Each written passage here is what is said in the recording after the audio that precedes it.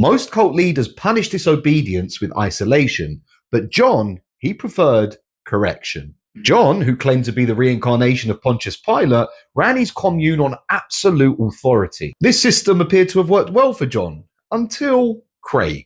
One day, while the commune were selling their woodwork, Craig joked that he might be the reincarnation of Jesus. Everyone laughed apart from John. John believed that Craig needed a severe amount of discipline. The spiritual slap.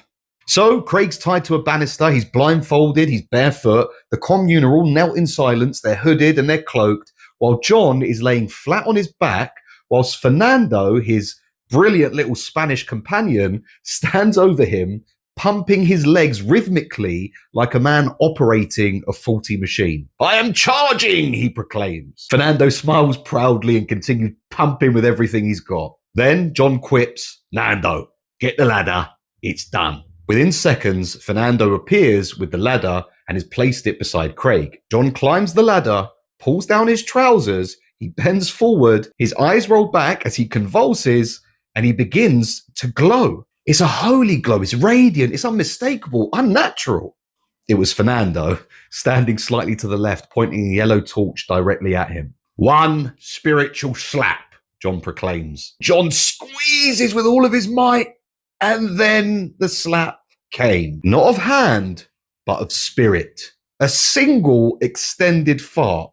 The longest, loudest fart anyone had ever heard. Craig's hair looks like it's blowing in the wind, and this lasts for 30 seconds until finally Craig faints. John proudly climbs down, he pulls up his trousers, and he says, "Let this be a lesson. The Holy One does not tolerate disrespect. If any of yous don't want to be here, the door is over there."